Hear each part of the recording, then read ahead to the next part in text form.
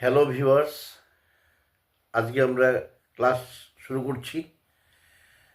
আজকে হচ্ছে future perfect continuous tense হবে, তাহলে এই টেন্স মোটামুটিভাবে শেষ হয়ে যাবে। তো এখন একটা বিষয় যে আগামীকালকের থেকে আবার verb to be, verb to have, verb to do এবং টেন্সটা আবার দেওয়া হবে, কারণ অনেকেই পরে চ্যানেলটি সাবস্ক্রাইব করেছে, তাদের কন্টিনিউয়াস দেখা হয়নি।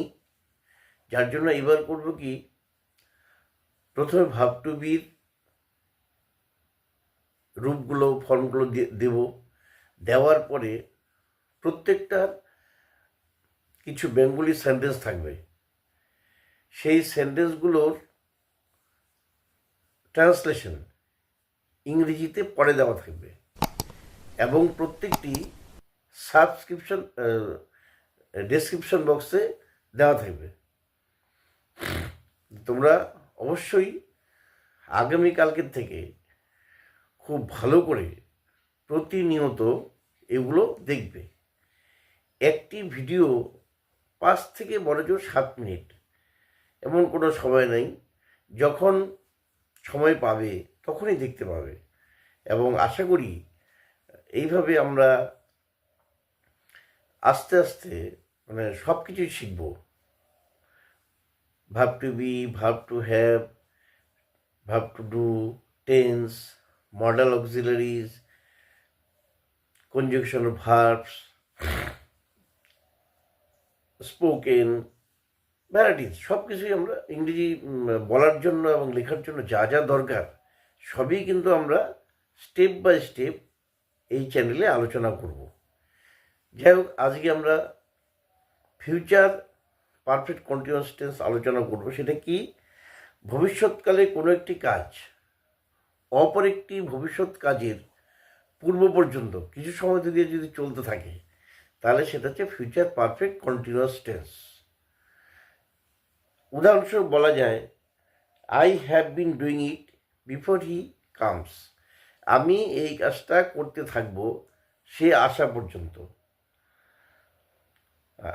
তাহলে তাহলে আমি এবার ফুল কনজুগেশনটা পড়ছি।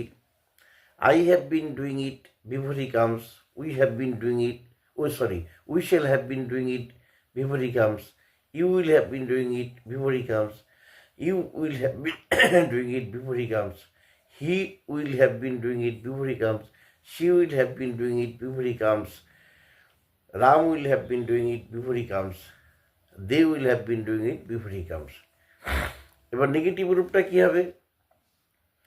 নেগেটিভ রূপ কিছুই না, একদম সোজা।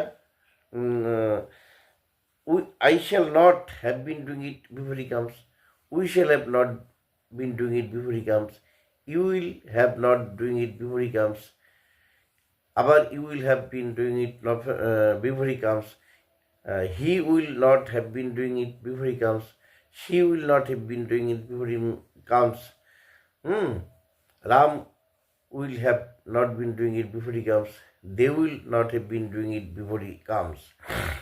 এবার হচ্ছে ইন্টারোগেটিভটা। ইন্টারোগেটিভটা কি, shall I have been doing it before he comes, shall we have been doing it before he comes,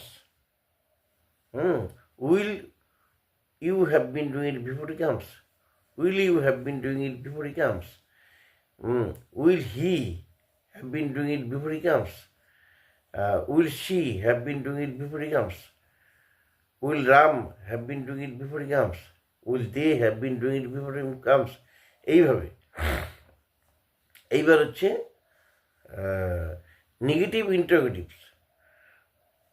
Shall I have not been doing it before he comes, shall we have not been doing it before he comes, will you not have been doing it before he comes, will she have not been doing it before he comes, will Ram have not been doing it before he comes, will they have not been doing it before he comes. এটা হচ্ছে negative interrogative sentence.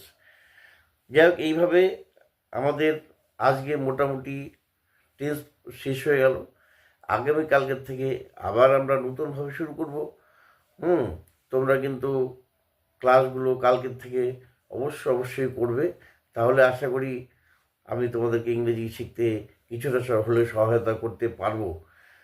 যাই হোক, আজকে আলোচনা এখানেই শেষ করছি। ধন্যবাদ।